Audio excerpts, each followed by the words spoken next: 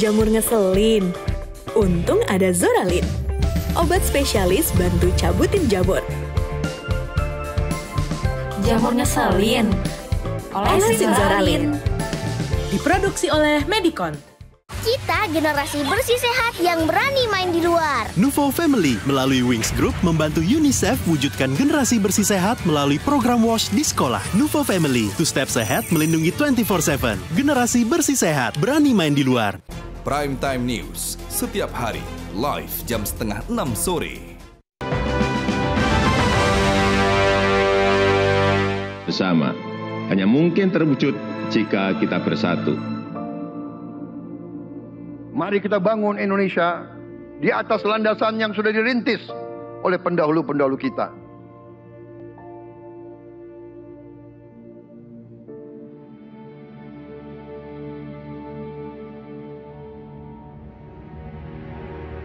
Perjuangan kita merebut kemerdekaan panjang. Dan sekarang perjuangan kita untuk mengisi kemerdekaan, mewujudkan kemerdekaan. Tujuan kemerdekaan adalah suatu negara dan suatu bangsa di mana rakyatnya hidup dalam keadaan yang baik. Pemerintah berharap dapat membantu saudara-saudara kita di bidang pertanian, UMKM, nelayan. Mereka dapat meneruskan usaha-usaha mereka dan mereka bisa lebih berdaya guna untuk bangsa dan negara.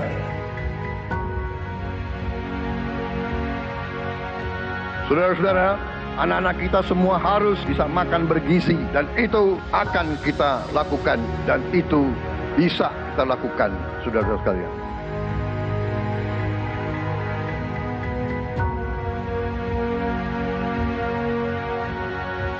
Saya sangat menghargai tapi tidak perlu jangan ucapkan terima kasih kepada Prabowo. Ini kewajiban saya sebagai presiden. Ini kewajiban saya. Anak-anak diajarkan hormati orang tua, hormati guru, kemudian belajar dengan baik. Kita harus mencapai ketahanan pangan. Dalam waktu yang sesingkat-singkatnya, kita harus mampu memproduksi dan memenuhi kebutuhan pangan seluruh rakyat Indonesia. Kita akan swasembada pangan. Bahkan kita siap menjadi lumbung pangan dunia.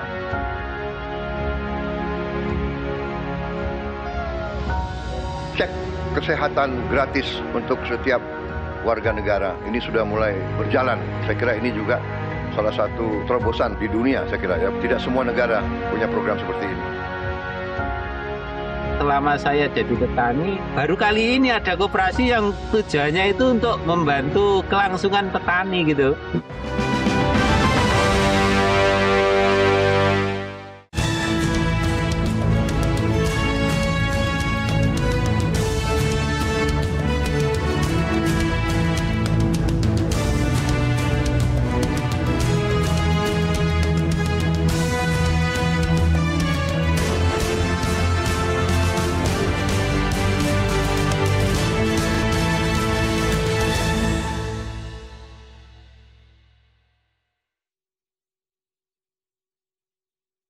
Jamur ngeselin? Untung ada Zoralin. Obat spesialis bantu cabutin jamur. Jamur ngeselin? Olesin Zoralin. Diproduksi oleh Medicon. Aku nggak khawatir ajak anak main di luar. Ada Nuvo Family memberi perlindungan 2 steps ahead. Kotor, Pak. It's okay. Nuvo lebih cepat lawan kuman saat mandi dan selalu melindungi kulit setelah mandi. Lembut. Dengan formula triple antibakterial, perlindungan menyeluruh 24/7. Baru main di luar, mah. Percayakan pada Nuvo Family. 2 steps ahead, perlindungan 24/7. Wings Care.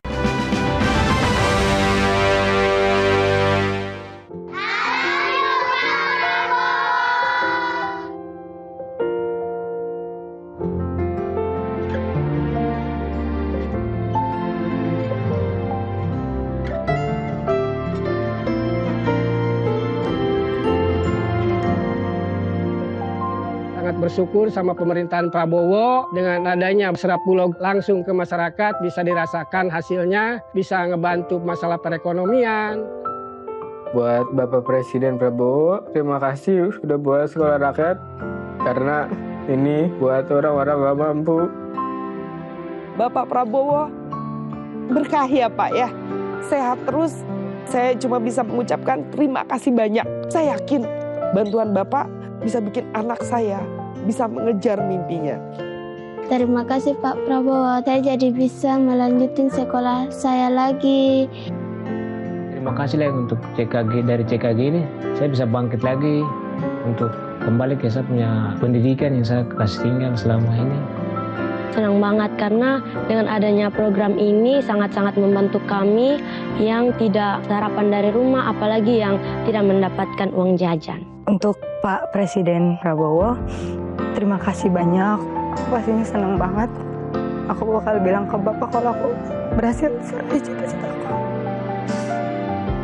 Jadi kita tidak melihat ke belakang, kita melihat ke depan. Kita bersatu, kita menggabungkan kekuatan kita, bergabung pikiran kita, bergabung idealisme kita. Kita bersatu, kita bekerja sama, kita akan buktikan itu. Ya, pemimpin-pemimpin Indonesia mau dan bisa bekerja sama. Kita mau dan bisa kolaborasi. Kita mau dan bisa bergabung untuk rakyat Indonesia. Kita ingin menghilangkan kemiskinan dari bumi Indonesia. Kita ingin bekerja supaya tidak ada lagi warga negara Indonesia yang usianya 70 tahun masih narik becak. Kita tidak mau anak-anak kita tidak makan pagi sebelum dia ke sekolah. Kita tidak mau anak-anak usia 10 tahun badannya sebesar anak 4 tahun. Kita harus jawab tuntutan rakyat hari ini, bukan nanti. Harus atasi sekarang. Rakyat menuntut sekarang. Hidup tiada mungkin tanpa perjuangan, tanpa pengorbanan, mulia adanya. Berpeganglah tangan satu dalam cinta demi masa depan Indonesia Jaya.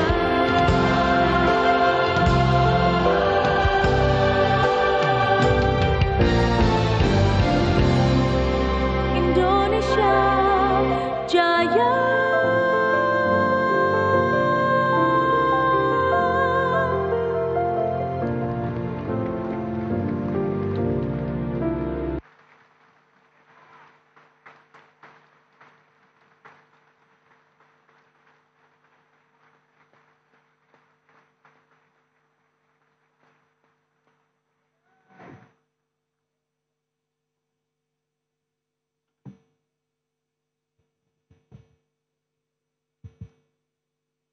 Setelah kita saksikan bersama video capaian kepemimpinan Presiden Republik Indonesia, selanjutnya kami mempersilahkan kepada Saudara Presiden Republik Indonesia untuk menyampaikan pidato tentang penyampaian laporan kinerja lembaga-lembaga negara dan pidato kenegaraan dalam rangka Hari Ulang Tahun Kemerdekaan 80 Tahun Republik Indonesia tahun 2025. Kami persilahkan.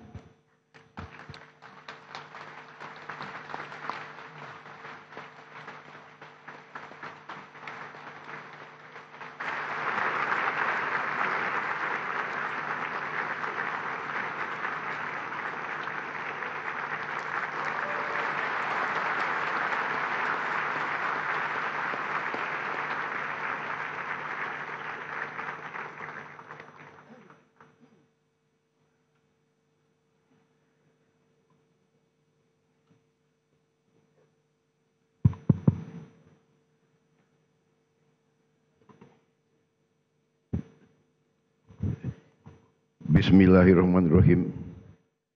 Assalamualaikum warahmatullahi wabarakatuh. Selamat pagi, salam sejahtera bagi kita sekalian. Shalom, salve, Om Swastiastu. Salam kebajikan, rahayu, rahayu. Yang saya hormati, Saudara Wakil Presiden Republik Indonesia, Saudara Gibran Rakabuming Raka, beserta Ibu Selvi Ananda Putri. Presiden ke-6 Republik Indonesia, Jenderal TNI Purnawirawan Profesor Dr. Susilo Bambang Yudhoyono.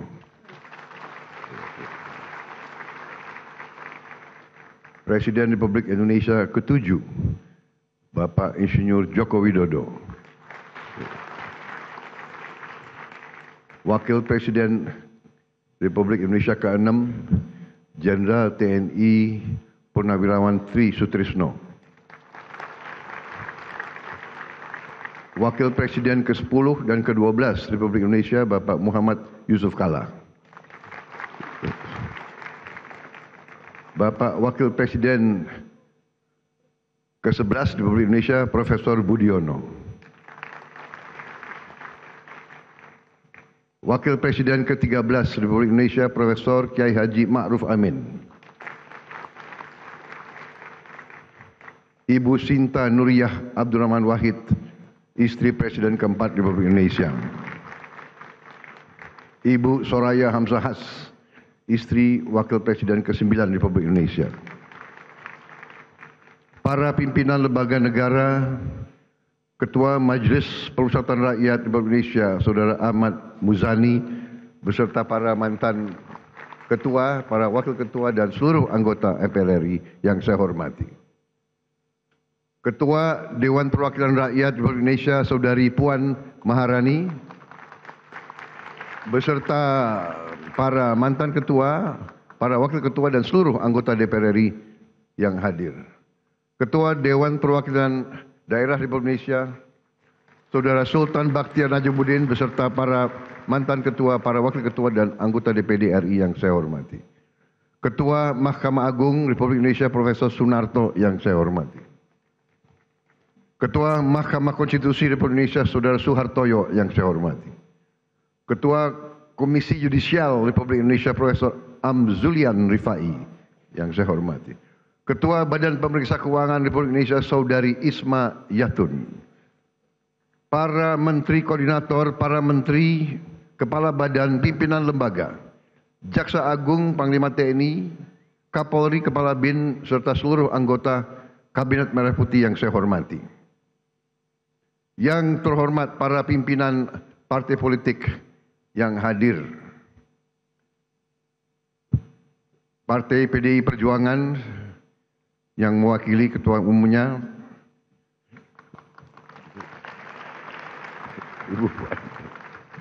Ketua Umum Partai Golongan Karya, Saudara Bahlil Lahadalia, Ketua Umum Partai Gerindra, saya sendiri.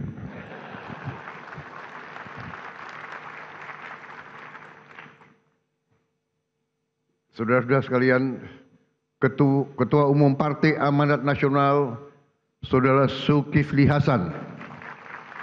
Ketua Umum Partai Demokrat, Saudara Agus Harimurti Yudhoyono. Ketua Umum Partai Kebangkitan Bangsa, Saudara Abdul Muhaimin Iskandar. Presiden Partai Keadilan Sejahtera, Saudara Muzamil Yusuf. Ketua Umum Partai Nasional Demokrat, Saudara Surya Paloh. Para duta besar negara sahabat yang saya hormati. Para ketua Parlemen Negara Sahabat, Speaker of the House of Representatives from Malaysia, His Excellency Tan Sri Dato' Dr. Johari bin Abdul dari Parlemen Malaysia. Speaker of Legislative Council of Brunei, His Excellency Dato' Sri Setia Awang Haji Abdul Darussalam Rahman. Speaker of the Parliament of Singapore, His Excellency Mr. Sia Kian Peng. Speaker of the National Parliament of Timor-Leste, Her Excellency Miss Maria Fernanda Lai. Yang saya hormati dan saya banggakan rekan-rekan pers media dari dalam dan luar negeri, para tamu undangan yang saya hormati, para wakil-wakil rakyat yang hadir, saudara-saudara sekalian, yang saya cintai seluruh rakyat Indonesia, sebangsa dan setanah air dimanapun engkau berada pada hari ini. Saudara-saudara sekalian yang saya hormati, pada tanggal 17 Agustus 2025, 80 tahun sudah para pendiri bangsa Indonesia mendeklarasikan kemerdekaan Indonesia. Proklamasi tanggal 17 Agustus 1945 adalah momen penting dalam perjuangan panjang bangsa ini untuk berdiri di atas kaki kita sendiri. Setelah deklarasi kemerdekaan 17 Agustus 1945, bangsa kita berperang selama 5 tahun. Kita berperang merebut kemerdekaan dengan senjata dan dengan diplomasi, dengan semua kekuatan kita, hingga kedaulatan kita benar-benar dapat kita rebut dan diakui pada tahun 1949. Sejak itu, para pendahulu saya, Presiden Republik Indonesia pertama hingga Presiden Republik Indonesia yang ke-7, bekerja keras membangun bangsa Indonesia. Bekerja keras untuk mewujudkan bangsa yang adil dan makmur. Presiden Soekarno telah memimpin perjuangan pembentukan Negara Kesatuan Republik Indonesia dan berhasil mempertahankan keutuhan wilayah Republik Indonesia di tengah berbagai intervensi dan invasi dari negara-negara asing. Presiden Soekarno juga berhasil mengintegrasikan Irian Barat ke dalam NKRI. Presiden Soeharto melaksanakan pembangunan ekonomi yang merata dari Sabang sampai Merauke, berhasil mewujudkan swasembada pangan dan meletakkan dasar-dasar industrialisasi ekonomi dan menurunkan kemiskinan ekstrim. Presiden Habibie mengenalkan kita ke arah teknologi tinggi, mampu menjaga stabilitas ekonomi di tengah krisis multidimensi tahun 1998. Presiden Abdurrahman Wahid menjaga stabilitas bangsa, berhasil memperkokoh kerukunan antara suku, agama, dan ras, sehingga jati diri bangsa Indonesia sebagai bangsa majemuk dalam keharmonisan terbentuk secara kuat dan kokoh. Presiden Megawati menyelesaikan proses pemulihan ekonomi akibat krisis ekonomi dan moneter yang berkepanjangan, menyelesaikan ribuan kasus perusahaan-perusahaan yang kolaps akibat krisis moneter 1998, dan melaksanakan pemilihan umum secara langsung untuk pertama kalinya, serta memperkuat lembaga-lembaga negara. Presiden Susilo Bambang Yudhoyono mengatasi kerawanan ekonomi karena krisis keuangan dunia 2008, berhasil menyelesaikan konflik Aceh dan meletakkan dasar yang kuat untuk pembangunan ekonomi yang adil, merata, dan terencana. Presiden Joko Widodo membangun berbagai infrastruktur penting, meningkatkan konektivitas antara sentra-sentra ekonomi, memimpin kita di saat yang kritis, yaitu pandemi COVID-19, sehingga Indonesia termasuk salah satu negara yang paling cepat pulih dari dampak pandemi, keluar dari kesulitan ekonomi, dan juga beliau merintis pembangunan ibu kota negara Nusantara dan meletakkan dasar strategi hilirisasi sumber daya alam Indonesia. Seluruh presiden pendahulu saya bersama pemerintah yang mereka pimpin berupaya mewujudkan Indonesia yang lebih dekat dengan cita-cita kemerdekaan kita, yaitu negara yang merdeka, berdaulat, adil, dan makmur.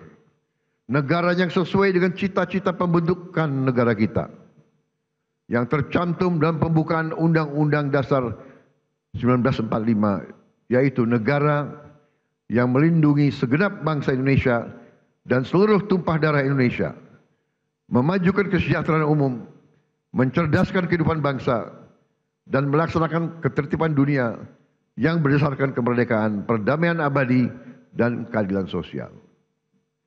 Saudara-saudara sekalian yang saya hormati, tujuan kita merdeka adalah untuk merdeka dari kemiskinan, untuk merdeka dari kelaparan, merdeka dari penderitaan. Negara kita harus bisa berdiri di atas kaki kita sendiri. Negara kita harus berdaulat secara ekonomi dan mampu memenuhi kebutuhan pangan kita sendiri. Negara kita diberi karunia oleh Allah SWT sumber daya yang melimpah ruah. Tantangan kita adalah menjaga dan mengelola kekayaan kita agar cita-cita kemerdekaan kita dapat terwujud dalam waktu sesingkat-singkatnya. Hadirin sekalian, hari ini 299 hari yang lalu saya berdiri di sini dan diambil sumpah oleh MPR di hadapan wakil-wakil rakyat Indonesia, di hadapan rakyat Indonesia, dan terutama di hadapan Tuhan Yang Maha Kuasa. Bersama wakil presiden saya, Saudara Gibran Rakabuming Raka. Dan di hari yang hikmat ini, saya kembali berdiri di depan saudara-saudara, di depan wakil-wakil rakyat, untuk menyampaikan laporan kerja pemerintahan yang saya pimpin dan lembaga-lembaga negara. Pertama, saya ingin menyampaikan bahwa transisi kepemimpinan nasional dari Presiden Joko Widodo ke pemerintahan yang saya pimpin berjalan dalam semangat persatuan, penuh kehormatan dan kedewasaan politik. Peralihan kepemimpinan yang diakui dunia sebagai peralihan yang lancar dan sangat baik adalah bukti demokrasi kita matang dan kuat. Tidak semua negara mampu melaksanakan transisi kepemimpinan dengan baik dan lancar seperti kita. Di mana-mana ketika saya berada di luar negeri, banyak pemimpin negara sahabat bertanya kepada saya, "How did you do it? How did Indonesia manage?" Saya sampaikan ke mereka, kita berhasil karena kita menganut demokrasi yang khas Indonesia. Demokrasi yang sejuk, demokrasi yang mempersatukan, bukan demokrasi yang saling gontok-gontokan, saling menjatuhkan, saling maki-memaki, saling menghujat, bukan demokrasi yang saling membenci. Inilah yang harus kita pegang teguh. Demokrasi warisan nenek moyang kita adalah demokrasi yang sesuai dengan budaya kita, budaya kekeluargaan, budaya gotong royong, budaya miko dhuwur mendem jero, budaya saling mengisi, budaya saling mendukung, budaya tepo sliro, budaya menahan diri, budaya yang iso rumongso, bukan rumongso iso. Kita paham dan mengerti bahwa dalam suatu negara modern perlu ada pengawasan, perlu ada transparansi dalam menjalankan kekuasaan. Kita paham sejarah umat manusia. Jika ada kekuasaan yang tidak diawasi, maka kekuasaan akan menjadi korup. Kekuasaan yang absolut akan menjadi korup secara absolut. Kita paham bahwa korupsi adalah masalah besar di bangsa kita. Perilaku korupsi ada di setiap eselon birokrasi kita. Ada di setiap institusi dan organisasi pemerintahan. Perilaku korup ada di BUMN kita. Ada di BUMD kita. Ini bukan fakta yang harus kita tutup-tutupi. Setelah 299 hari saya memimpin pemerintahan eksekutif, saya semakin mengetahui berapa besar tantangan kita. Berapa besar penyelewengan yang ada di lingkungan pemerintahan kita. Hal ini tidak baik, tapi harus saya laporkan kepada para wakil-wakil rakyat Indonesia.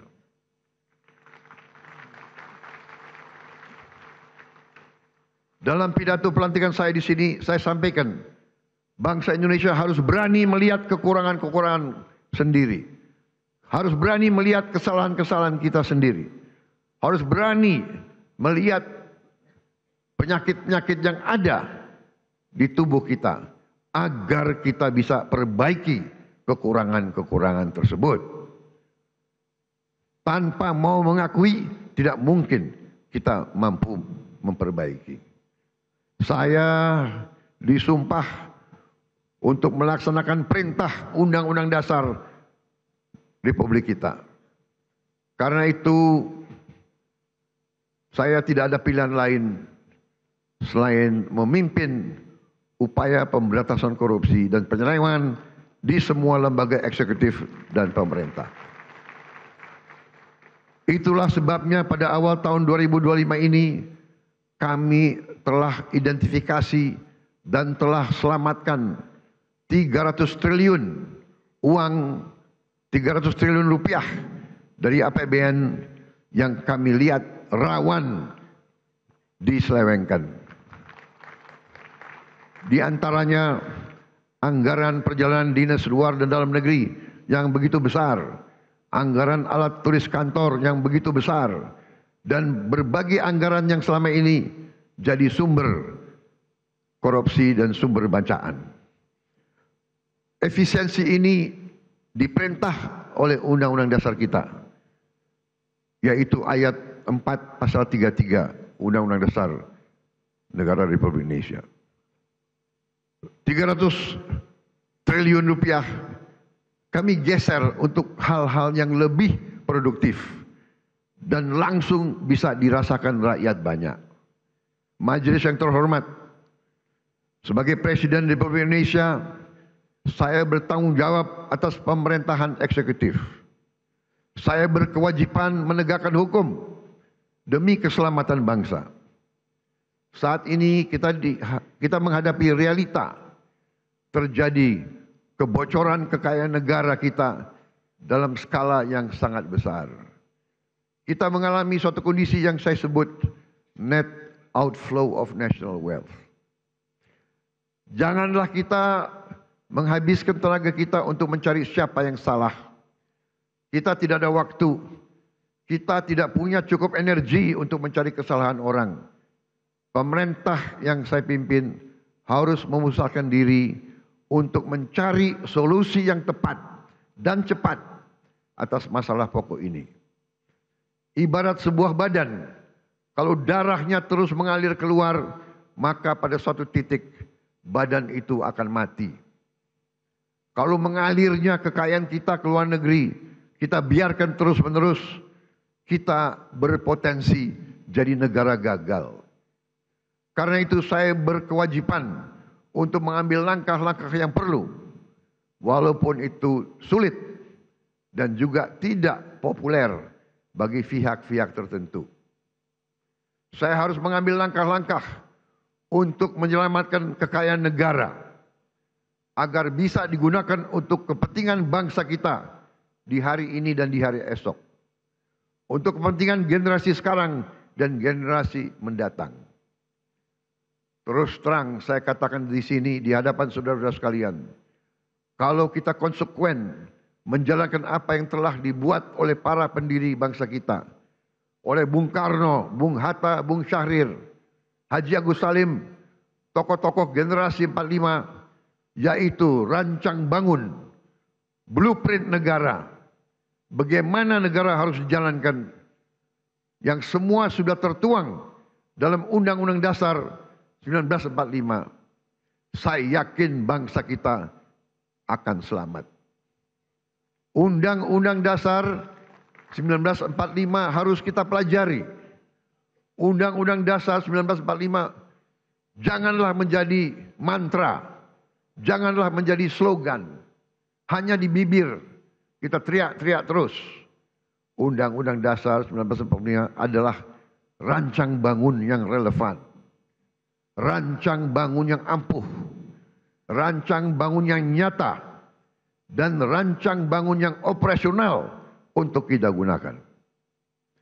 Saya melihat ada kecenderungan dari sebagian kaum elit Indonesia, sebagian orang-orang yang memandang dirinya paling pinter di Republik ini, mereka memandang bahwa pemikiran Bung Karno, pemikiran Bung Hatta, pemikiran generasi 45 tidak relevan lagi di zaman sekarang. Sudah kuno, sudah lawas untuk menghadapi tantangan abad ke-21. Menurut hemat saya, pemikiran tersebut adalah keliru. Generasi 45, generasinya Bung Karno, Bung Hatta, Syahrir, semua tokoh-tokoh itu adalah generasi yang mengalami penjajahan. Mereka mengalami imperialisme. Mereka sadar dan mereka merasakan, melihat bahwa kekayaan Indonesia diangkut ratusan tahun keluar dari Nusantara ini. Karena itu mereka menyusun rancang bangun. Mereka buat dokumen yang tidak terlalu panjang, tapi sangat eksplisit menjelaskan bagaimana kita harus laksanakan ekonomi kita dan demokrasi kita. Saya berkeyakinan apabila kita jalankan rancang bangun yang sudah dibuat oleh para pendahulu kita, kita akan jadi negara yang kuat. Saudara-saudara sekalian, kekuatan suatu negara terletak bagaimana negara itu bisa menguasai dan mengelola kekayaan. Karena itu kita harus berani koreksi apabila kita telah mengambil langkah yang keliru. Sungguh aneh negara dengan produksi kelapa sawit terbesar di dunia pernah mengalami kelangkaan minyak goreng. Ini aneh sekali. Tidak masuk di akal sehat. Dan ternyata memang itu ternyata adalah permainan manipulasi yang tadi sudah disinggung oleh Ketua DPR yang saya beri nama Serakah Nomex.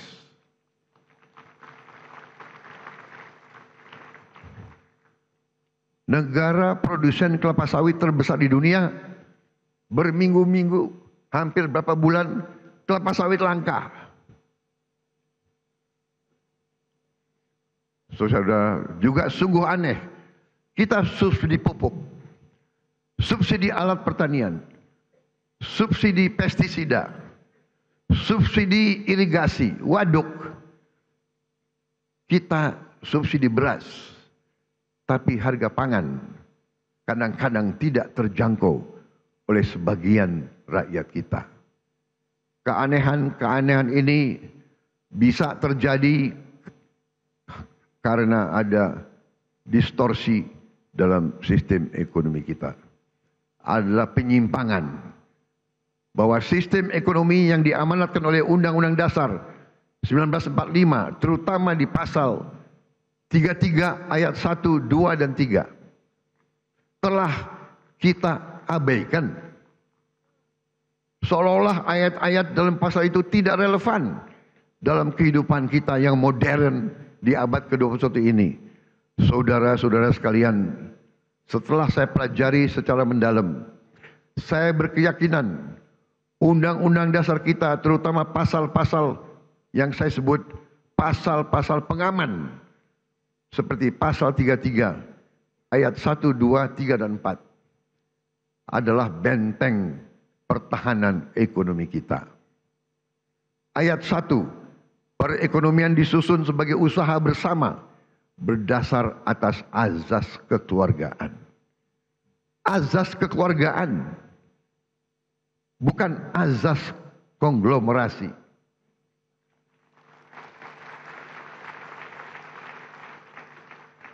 Cabang-cabang produksi yang penting bagi negara dan yang menguasai hajat hidup orang banyak dikuasai oleh negara. Saudara-saudara sekalian, saya ingin bertanya, apakah beras itu penting bagi negara atau tidak? Menguasai atau tidak hajat hidup orang banyak? Apakah penggilingan padi itu penting bagi negara? Apakah penggilingan padi itu hajat hidup orang banyak? Tapi ada sementara, tidak semua, saya harus fair, ada sementara pengusaha-pengusaha yang justru memanfaatkan kekuatan mereka, kekuatan modal mereka untuk dominasi dan manipulasi kehidupan rakyat, dan ini tidak bisa kita terima. Ayat 3, bumi dan air dan kekayaan alam yang terkandung di dalamnya dikuasai oleh negara dan dipergunakan untuk sebesar-besar kemakmuran rakyat. Saudara-saudara, ayat 4, perekonomian nasional diselenggarakan berdasar atas demokrasi ekonomi dengan prinsip kebersamaan, efisiensi, berkeadilan. Jadi efisiensi ini perintah Undang-Undang Dasar. Tapi ada yang demo lawan efisiensi. Berwawasan lingkungan, kemandirian, serta dengan menjaga keseimbangan kemajuan dan kesatuan ekonomi nasional. Saudara-saudara, ketika kita tidak konsekuen menjalankan undang-undang dasar kita, terjadilah distorsi ekonomi. Terjadilah pemerataan ekonomi yang tidak cepat, di mana yang menikmati pertumbuhan ekonomi kita hanya segelintir orang saja. Terjadilah kondisi di mana pertumbuhan ekonomi rata-rata 5% selama 7 tahun terakhir tidak tercermin dalam kondisi nyata rakyat Indonesia. Masih terlalu banyak anak-anak yang kelaparan, petani dan nelayan yang kesulitan menjual hasil panennya, rakyat yang belum memiliki rumah layak huni, guru yang belum dihargai, serta keluarga yang tak sanggup berobat karena biaya atau karena tidak ada fasilitas kesehatan di daerahnya. Namun, ketika kita konsekuen menjalankan undang-undang dasar kita dalam 299 hari ini, alhamdulillah saya dapat melaporkan bahwa kita telah mencapai berbagai kemajuan yang cukup berarti. Di tengah konflik politik, konflik ekonomi secara global, perang dagang, perang tarif, ekonomi Indonesia masih berhasil tumbuh di atas 5%. Tumbuh dalam 5,12%. Dan para pakar yakin bahwa ini akan semakin meningkat di saat-saatnya akan mendatang.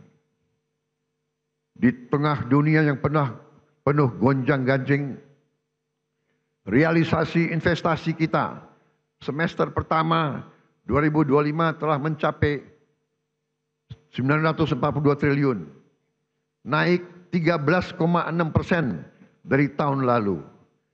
Telah mencapai target APBN 2025 sebelum tahun 2025 berhasil. Dan berhasil menyerap tenaga kerja Indonesia 1.200.000 orang. Saudara-saudara sekalian, kita telah melaksanakan intervensi strategis untuk memperbaiki gizi 82 juta anak-anak Indonesia dan ibu-ibu hamil. Saudara-saudara sekalian, sekarang kita telah mencapai kemajuan yang membanggakan. Pagi ini saya mendapat laporan dari Badan Gizi Nasional, sudah 20 juta anak sekolah. Anak belum sekolah, ibu hamil, dan ibu menyusui sudah menerima makan bergizi gratis setiap hari.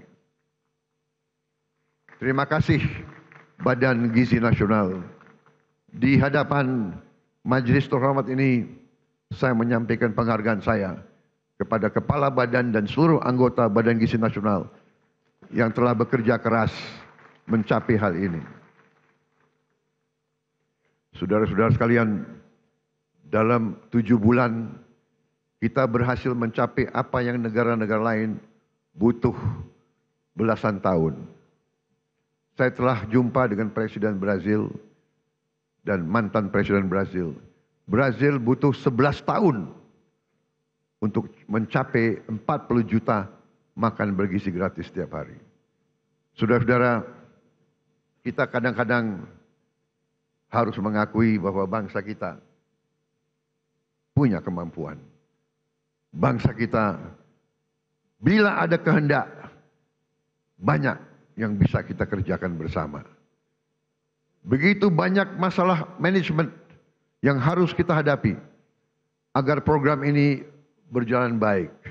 Pembangunan fisik dapur, pengelolaan rantai pasok, pelatihan manajer-manajer dan pelaksana-pelaksana. Sekali lagi, saya tadi ucapkan terima kasih kepada Kepala Badan Gizi Nasional. Saudara dan anggotamu telah bekerja dengan baik. Kita kadang-kadang kalau yang berbuat baik, kita lupa ucapan terima kasih. Kalau yang berbuat salah, kita tidak akan lupa-lupa. Terus diingat. Saya juga ucapkan terima kasih kepada semua pihak yang telah mendukung terlaksananya makan bergizi gratis. TNI, Polri, Nahdlatul Ulama, Muhammadiyah, ormas-ormas, koperasi-koperasi, yayasan-yayasan yang telah rame-rame terlibat dan bergotong royong membentuk Satuan Pelayanan Pemenuhan Gizi di seluruh provinsi Indonesia. Makan bergizi gratis bukan semata program sosial, melainkan fondasi untuk menciptakan generasi yang sehat, cerdas, dan produktif. PBB mengatakan bahwa MBG adalah investasi terbaik yang bisa dilakukan oleh sebuah bangsa. Walau baru berjalan 8 bulan, hasil dari makan bergizi gratis mulai terasa. Angka kehadiran anak di sekolah meningkat. Prestasi anak-anak di sekolah meningkat. Per hari ini sudah ada 5.800 satuan pemenuhan pelayanan gizi di 38 provinsi. MBG telah menciptakan 290.000 lapangan kerja baru di dapur-dapur dan melibatkan 1 juta petani, nelayan, peternak, dan UMKM. MBG mendorong pertumbuhan ekonomi di desa-desa. Hadirin sekalian, tidak ada negara yang kuat yang tidak mampu memproduksi pangannya sendiri. Oleh karena itu, pemerintah yang saya pimpin bekerja keras untuk memutus ketergantungan pada impor dengan membuka jutaan hektar sawah baru di Kalimantan Tengah, di Kalimantan Barat, di Sumatera, di Papua, dan beberapa daerah lain. Selain melakukan ekstensifikasi, kami juga melakukan intensifikasi. Kami mendorong produksi pangan di desa-desa. Kami memotong birokrasi penyaluran pupuk. Kita salurkan pupuk langsung dari pabrik ke petani-petani dan memberi bantuan alat pertanian kepada para petani kita. Kami juga tingkatkan harga beli gabah menjadi rupiah 6.500 per kilogram agar petani sebagai produsen menikmati keuntungan yang berarti. Hari ini kita surplus produksi beras. Stok cadangan beras nasional kita hari ini lebih dari 4 juta ton. Ini adalah tertinggi selama sejarah NKRI. Untuk pertama kali dalam puluhan tahun Indonesia bisa kembali mengekspor beras dan jagung. Saya perhatikan di mana-mana para petani tersenyum karena harga gabah stabil dan penghasilan mereka meningkat. Untuk melindungi konsumen Indonesia, pemerintah yang saya pimpin akan selalu mewaspadai kecurangan-kecurangan, manipulasi, penipuan, upaya penimbunan, dan menahan distribusi bahan pangan. Pemerintah yang saya pimpin tidak akan ragu-ragu. Kami akan selalu tegas pada mereka yang melanggar aturan. Mereka yang mempersulit kehidupan rakyat. Mereka yang cari keuntungan gila-gilaan di atas penderitaan orang kecil. Pemerintah yang saya pimpin akan konsekuen menggunakan segala kewenangan yang diberikan kepada kami dari Undang-Undang Dasar 1945 dan juga Undang-Undang Nomor 7 tahun 2014 tentang perdagangan, terutama pasal 107 Jungto pasal 29 ayat 1 yang berbunyi pelaku usaha yang menyimpan barang kebutuhan pokok dan atau barang penting dalam jumlah dan waktu tertentu pada saat terjadi kelangkaan barang, gejolak harga, dan atau hambatan lalu lintas bisa mendapat pidana penjara paling lama 5 tahun dan atau denda paling banyak 50 miliar rupiah. Hadirin sekalian, saya pastikan perusahaan-perusahaan siapapun yang berani manipulasi dan melanggar, kami akan proses hukum. Dan berdasarkan wewenang konstitusional yang ada pada Presiden Republik Indonesia, kami akan sita yang bisa kami sita. Kami akan selamatkan rakyat. Kami akan membela kepentingan rakyat. Kami pastikan rakyat Indonesia tidak akan menjadi korban serakanomics. Korban mereka-mereka yang mengejar keuntungan sebesar-besarnya, menipu dan mengorbankan rakyat Indonesia, dan membawa keuntungan itu, kekayaan itu keluar dari Republik Indonesia. Ini harus kita hentikan.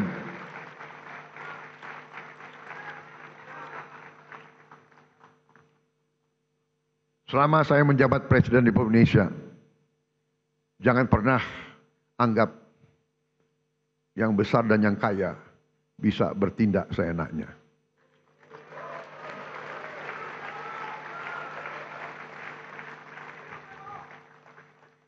Kami tidak gentar dengan kebesaranmu.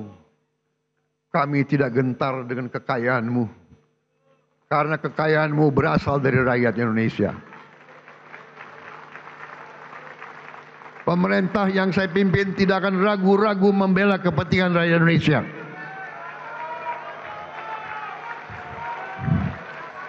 Kita akan gunakan Undang-Undang Dasar 1945 pasal 33 yang sudah sangat jelas cabang-cabang produksi yang penting bagi negara dan yang menguasai hajat hidup rakyat dikuasai oleh negara. Ini warisan Bung Karno, ini warisan Bung Hatta, ini warisan Bung Syahrir. Saya yakin mereka berada di atas kebenaran. Atas dasar inilah hari ini saya umumkan, setelah pertimbangan cermat oleh pemerintah untuk melindungi hak rakyat mendapatkan beras yang tepat. Tepat takaran, tepat kualitas, harga terjangkau, dan usaha penggilingan beras skala besar harus mendapat izin khusus dari pemerintah. Kalau mereka masih mau bergerak di bidang ini. Kalau tidak, yang besar silahkanlah pindah ke bidang lain. Jangan main di atas kebutuhan dasar rakyat Indonesia.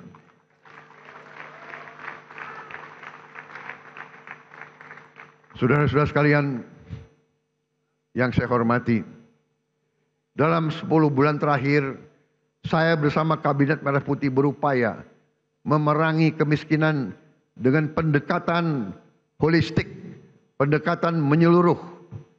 Kami ingin angka kemiskinan ekstrim segera turun ke 0% dalam tempo sesingkat-singkatnya.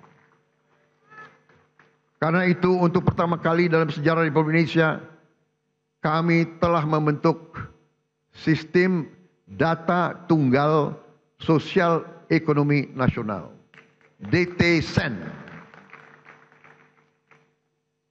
DTSEN menjadi pegangan kita.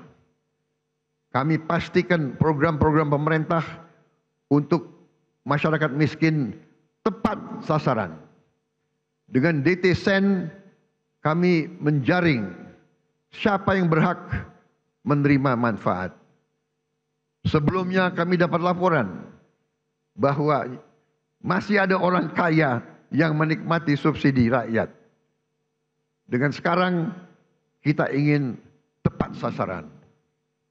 Saudara-saudara sekalian, salah satu upaya kita untuk memutus rantai kemiskinan absolut adalah kita membentuk sekolah rakyat.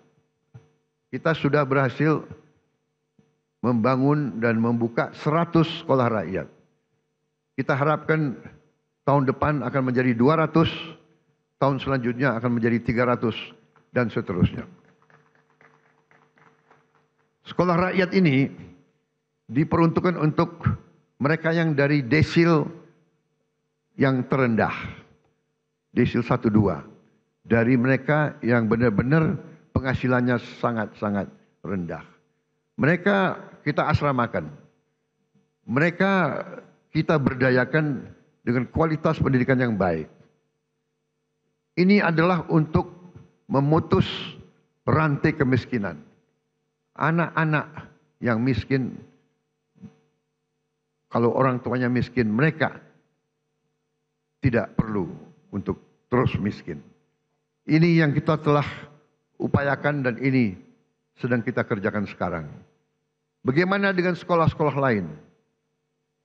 Kita telah juga membentuk sekolah unggulan. Kita telah membangun dan akan membangun dan selesaikan sekolah unggulan untuk mengejar ketertinggalan kita di bidang sains dan teknologi. Kita bentuk sekolah unggul Garuda, rencananya 20, dan akan ada 80 sekolah unggul Garuda transformasi. Sekolah-sekolah yang sudah ada ikut dalam program ini. Dan kami juga akan menambah SMA Taruna Nusantara terintegrasi di seluruh pelosok negeri. Tahun ini kita juga akan menambah fakultas-fakultas kedokteran di seluruh Indonesia. Kita ketinggalan dalam menghasilkan dokter-dokter dan dokter gigi. Saudara-saudara sekalian, pendidikan sangat penting. Kita juga akan renovasi lebih dari 13.000 sekolah dan 1.400 madrasah. Dan ini masih jauh kurang dari yang kita inginkan. Tapi tahun ini adalah permulaan. Tahun depan kita akan cari uang untuk menambah hal ini. Juga untuk mengejar ketertinggalan kita, tahun ini kita akan sebarkan 288.000 layar pinter, smart platform, smart TV yang akan kami distribusi ke sekolah-sekolah hingga pelosok-pelosok. Agar anak-anak di desa tertinggal yang tidak ada guru yang bagus bisa dapat mengikuti pelajaran dari guru-guru terbaik yang mengajar secara virtual. Untuk mencetak pemimpin-pemimpin nasional di masa depan, kami juga telah mencanangkan tadi yang saya sebut 20 sekolah unggul Garuda dan 80 sekolah unggul Garuda Transformasi. Saudara-saudara sekalian, kita juga membangun SMA Taruna Nusantara terintegrasi di seluruh pelosok negeri. Untuk mengatasi kekurangan dokter dan dokter spesialis tahun ini akan dibuka 148 prodi di 57 fakultas kedokteran di seluruh Indonesia. Terdiri dari 125 prodi spesialis dan 23 prodi subspesialis. Kita juga akan tambahkan 25 prodi umum dan prodi gigi serta meningkatkan kuota mahasiswa kedokteran yang mendapat beasiswa. Saudara-saudara sekalian, untuk mengatasi perputaran uang yang terkonsentrasi di ibu kota dan kota-kota besar, kami dirikan 80.000 koperasi desa dan koperasi kelurahan merah putih. Koperasi di setiap desa akan meningkatkan ekonomi desa dan menciptakan jutaan lapangan kerja. Koperasi desa kelurahan juga akan meringankan beban hidup masyarakat kita dengan menjual beras murah, minyak goreng murah, LPG bersubsidi, pupuk bersubsidi sesuai dengan harga jual. Kita juga akan membuat rakyat bisa punya akses kepada protein, kepada ikan dan daging dalam harga yang terjangkau. Untuk mempercepat investasi di hilirisasi sumber daya alam dan berbagai bidang strategis, untuk membuka lapangan kerja berkualitas, kami bersama DPR RI telah membentuk apa yang kita sebut Badan Pengelola Investasi Danantara Indonesia.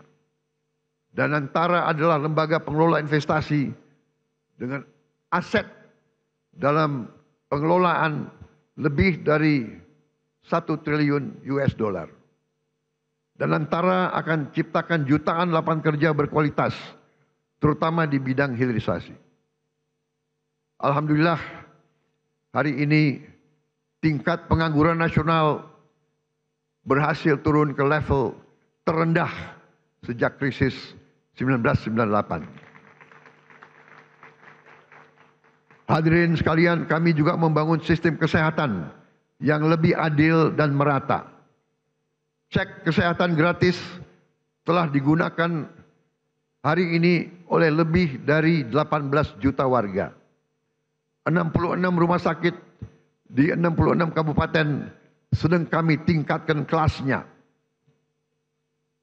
Kawasan ekonomi khusus Sanur kami hadirkan sebagai pusat pelayanan medis bertaraf internasional agar orang Indonesia tidak harus berobat ke luar negeri. Kami tegakkan kedaulatan Indonesia di panggung dunia. Kami putuskan Indonesia bergabung dengan BRICS. Indonesia juga diundang di mana-mana menjadi kehormatan dalam perayaan kemerdekaan India dan perayaan Hari Nasional Prancis. Kami juga berhasil menyelesaikan perundingan dagang Uni Eropa dengan Indonesia, CEPA, yaitu Comprehensive Economic Partnership Agreement, yang sebenarnya adalah Free Trade Agreement, di mana kita bisa akses pasar Eropa dengan tarif nol. Kita juga berunding dengan Amerika. Indonesia aktif memperjuangkan pengakuan Palestina dan memimpin pembahasan solusi dua negara.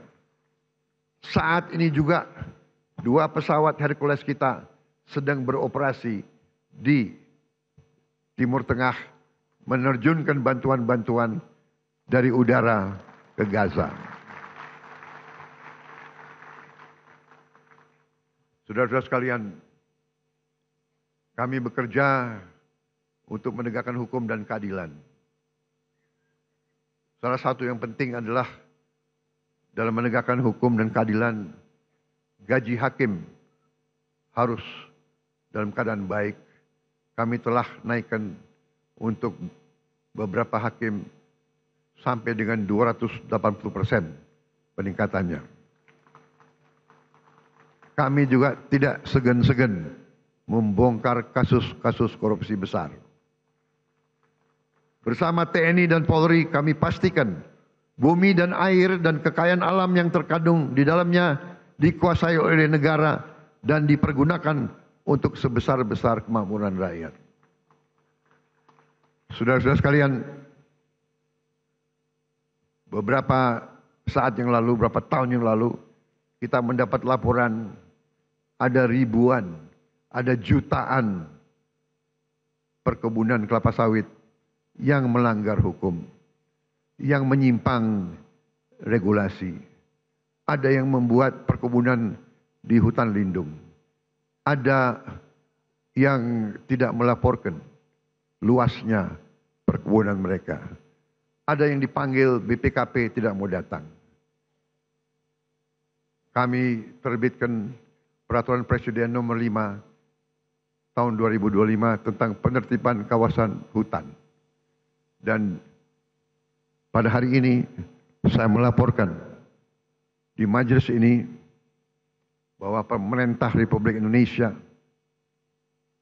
sudah menguasai kembali 3,1 juta hektar dari potensi 5 juta hektar lahan sawit yang dilaporkan melanggar aturan, tapi kita belum verifikasi. Yang sudah jelas kita verifikasi melanggar aturan adalah 3,7 juta hektar, dan dari 3,7 juta hektar, 3,1 juta sudah dikuasai kembali. Saudara-saudara sekalian, perlu saya laporkan juga di sini bahwa ada keputusan pengadilan yang sudah ingkrah 18 tahun yang lalu yang memerintahkan ada kebun-kebun kelapa sawit yang harus disita, tapi tidak ada penegak hukum waktu itu yang mau melaksanakannya. Saya tidak tahu kenapa. Tapi saya telah perintahkan dikuasai kembali oleh negara, dan untuk itu kita telah menggunakan pasukan-pasukan TNI untuk mengawal tim-tim yang menguasai kebun-kebun tersebut. Karena sering terjadi perlawanan, berani-berani melawan pemerintah NKRI, ya kita hadapi, saudara-saudara sekalian. Setelah ini kita akan tertibkan juga tambang-tambang yang melanggar aturan. Saya telah diberi laporan oleh aparat-aparat bahwa terdapat 1063 tambang ilegal.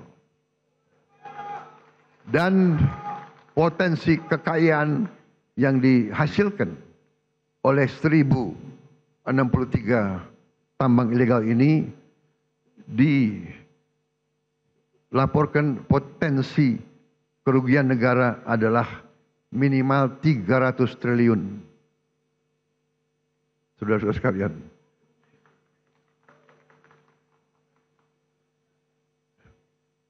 saya minta dukungan seluruh MPR. Saya minta dukungan seluruh partai politik untuk mendukung ini demi rakyat kita, saudara-saudara sekalian.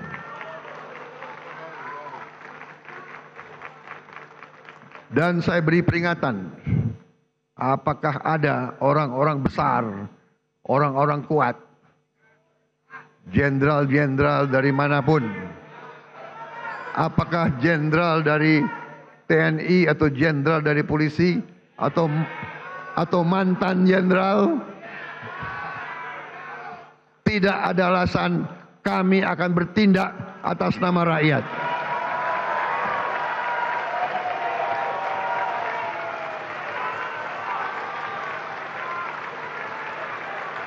Dan sebagai sesama pimpinan partai,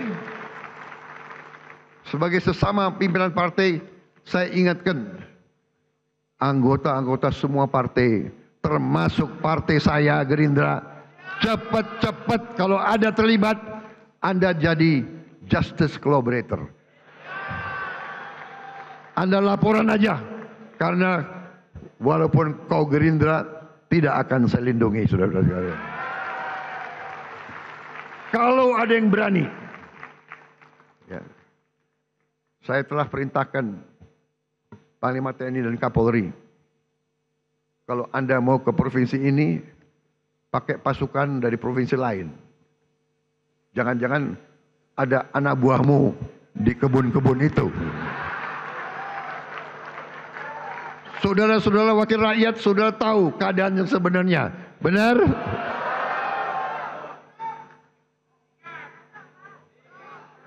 Saya sudah lama jadi orang Indonesia.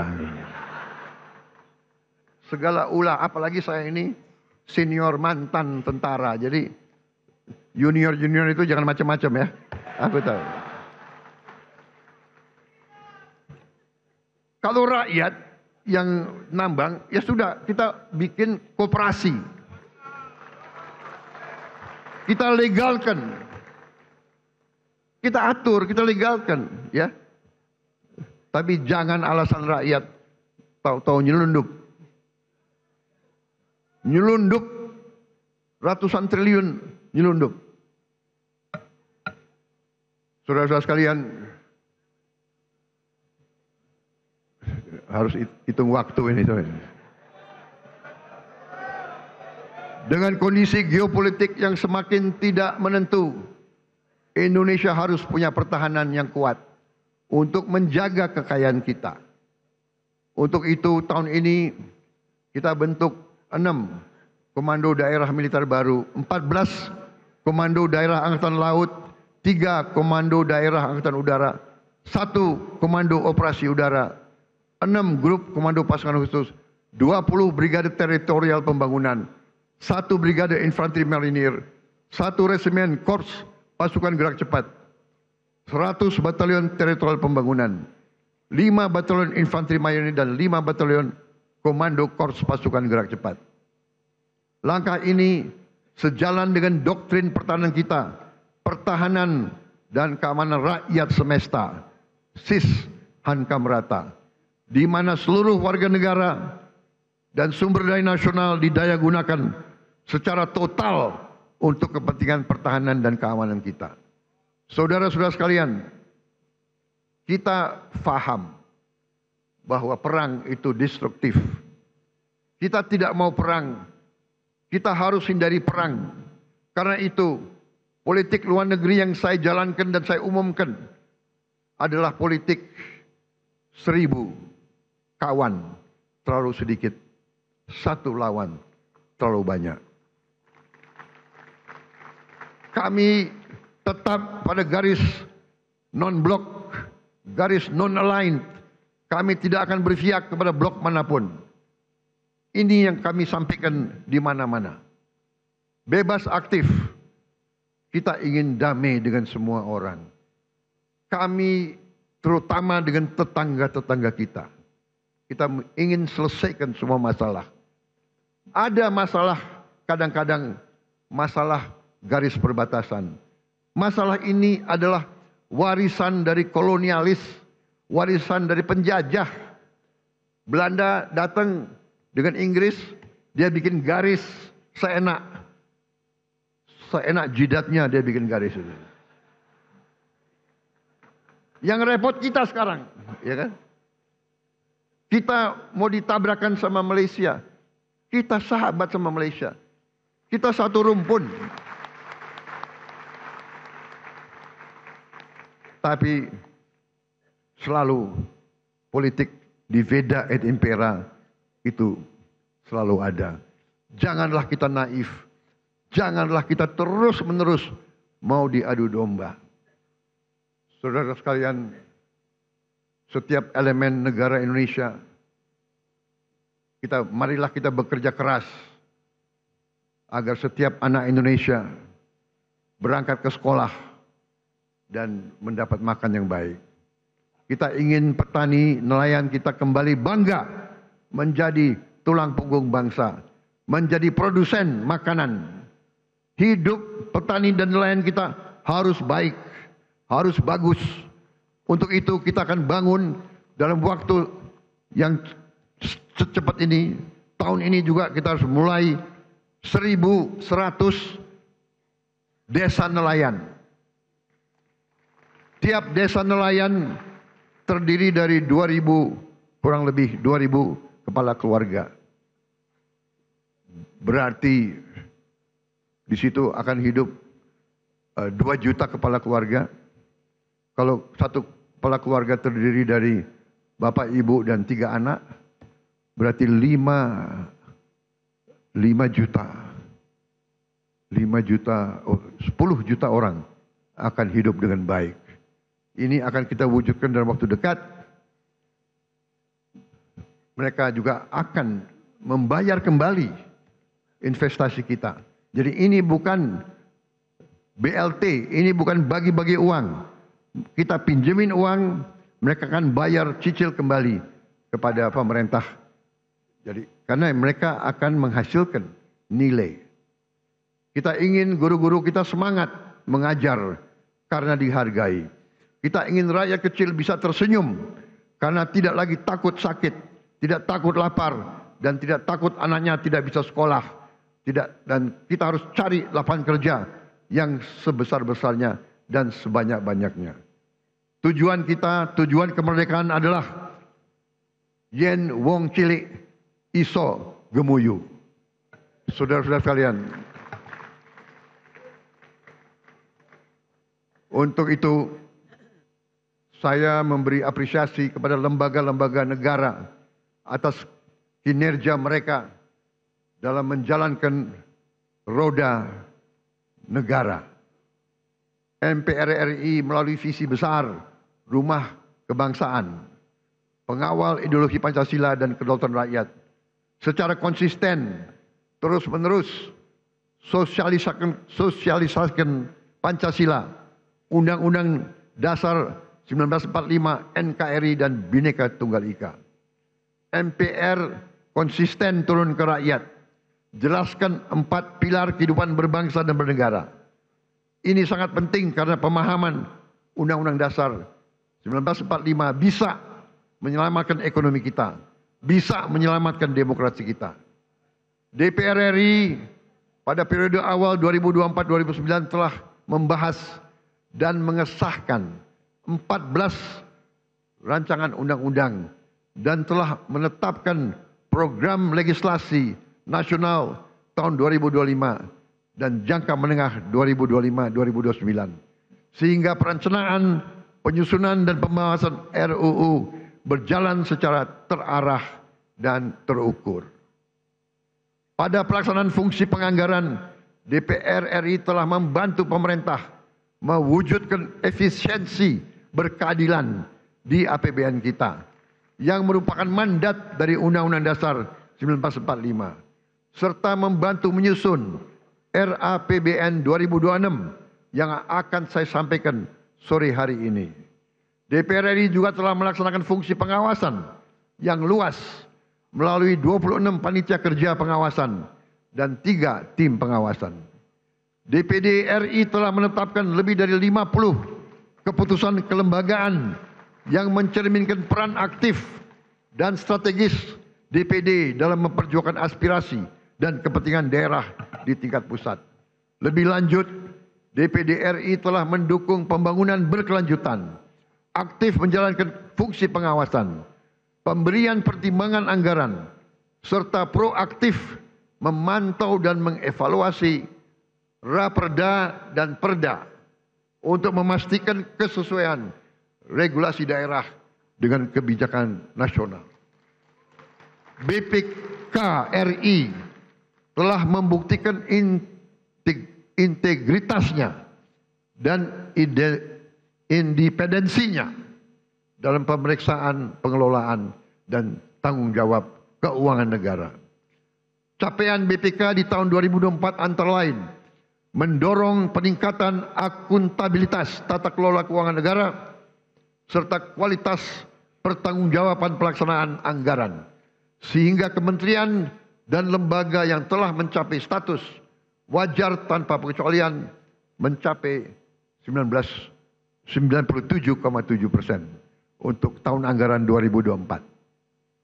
Mengawal program prioritas nasional, meningkatkan efektivitas belanja APBN, serta penyelamatan puluhan triliun rupiah uang dan aset negara.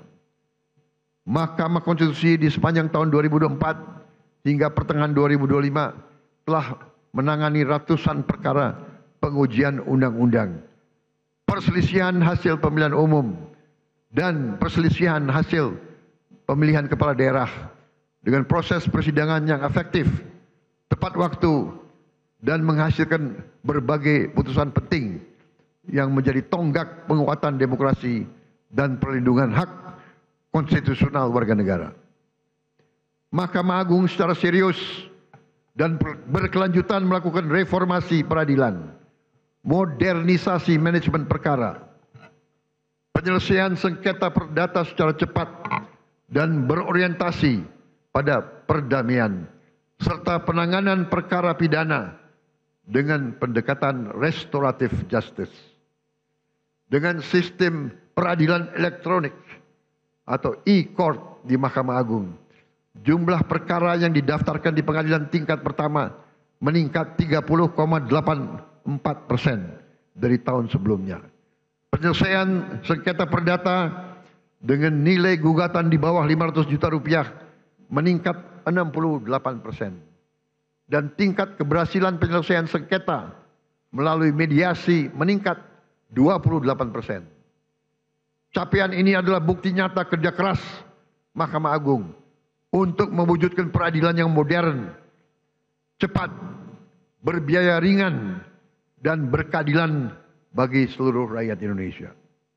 Komisi Yudisial memainkan peran strategis dalam kesejahteraan rakyat dan kemajuan Indonesia, yaitu dengan menjaga integritas hakim dan meningkatkan kepercayaan publik terhadap integritas hakim. Sepanjang tahun 2024 sampai dengan periode Juli 2025, Komisi Yudisial telah melaksanakan seleksi calon hakim agung dan hakim ad hoc yang menghasilkan sebanyak 9 orang calon hakim agung, 3 orang calon hakim ad hoc di Mahkamah Agung. Komisi Yudisial juga telah menerima 3.752 laporan masyarakat terkait dugaan pelanggaran kode etik dan pedoman perilaku hakim, dan mengusulkan penjatuhan sanksi kepada 116 orang hakim. Selain itu, saya juga mengucapkan terima kasih kepada Bank Indonesia, Otoritas Jasa Keuangan, Lembaga Penjamin Simpanan, Komisi Pemberantasan Korupsi, Komisi Pemilihan Umum, Badan Pengawas Pemilu, Ombudsman RI, Komnas HAM, dan lembaga-lembaga nasional lainnya yang telah berkontribusi untuk kemajuan bangsa sesuai dengan peran dan kewenangannya. Terakhir, saya juga mau gunakan kesempatan ini untuk mengucapkan terima kasih kepada setiap pengusaha nasional yang telah membuka lapangan kerja di Indonesia, menanamkan modal di Indonesia, dan menyimpan hasil usahanya di Indonesia. Jangan salah, tidak semua pengusaha yang besar itu ikut dalam alam mazhab Slakahnomics. Justru sebagian besar kita ajak untuk membangun Indonesia bersama. Saya sampaikan ke mereka, mereka harus menjadi bagian dari Indonesia Incorporated. Indonesia Incorporated adalah konsep pembangunan ekonomi di mana semua stakeholder, semua pemain bergerak dalam satu kesatuan tim nasional. Yang kuat, yang besar punya peranan. Yang menengah punya peranan. Yang kecil punya peranan, kita bantu. Yang miskin kita berdayakan. Itu namanya Indonesia Incorporated. Saya sampaikan, kalau kita hilangkan kemiskinan, kalau orang yang berada di bawah garis kemiskinan punya uang, punya penghasilan, mereka punya daya beli, mereka akan beli barang-barang dari pabrik-pabrik yang dimiliki oleh perusahaan-perusahaan besar. Itu yang kita namakan suatu ekonomi mata rantai yang saling memperkuat, bukan saling menghancurkan. Saudara-saudara sekalian, saya percaya dan saya yakin bahwa dengan kita bersatu, dengan kita bergotong royong, dengan kita mencapai demokrasi sesuai dengan budaya kita, ekonomi sesuai dengan rancang bangun pendiri-pendiri bangsa kita, insya Allah Indonesia akan semakin kuat, semakin sejahtera. Kita memilih beberapa tonggak sebagai tema kita. Bersatu, berdaulat, rakyat sejahtera. Rakyat harus sejahtera. Kalau rakyat tidak sejahtera, saya katakan kita gagal sebagai negara merdeka. Kita akan berhasil sebagai negara merdeka kalau rakyat kita sejahtera. Karena itu, marilah kita bekerja sama. Kita berbeda-beda boleh, tapi satu tujuan kita. Silakan yang berada di luar pemerintah, tidak ada masalah. Terima kasih. Kita butuh koreksi. Kita butuh pengawasan. Kita butuh kritik. Walaupun kadang-kadang kritik itu menyesakkan juga itu. Tapi nggak ada masalah. Jangan berhenti kritik. Saya juga minta dari koalisi kita tetap di dalam koalisi harus berani mengawasi, harus berani koreksi, ya. Tidak boleh ada yang merasa lebih kuat dari hukum. Tidak boleh ada yang merasa tidak dapat diatur, tidak dapat diperiksa. Saya kira itu yang ingin saya sampaikan. Terima kasih. Sidang majelis yang terhormat, Dirgahayu Republik Indonesia ke-80.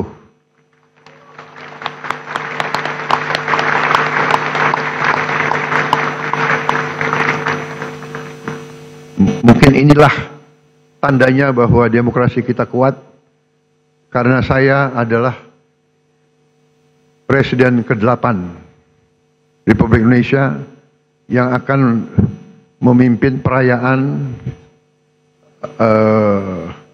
Hari Kemerdekaan yang ke-8 dasawarsa.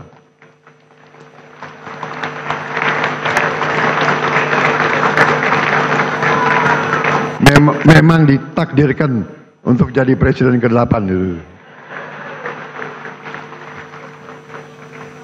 Dan saya adalah bukti bahwa demokrasi kita berjalan. Karena saya ikut pemilu 5 kali.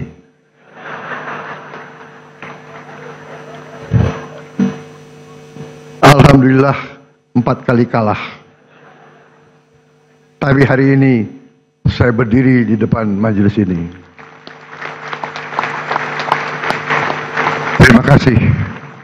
Terima kasih, saudara-saudara sekalian. Wassalamualaikum warahmatullahi wabarakatuh.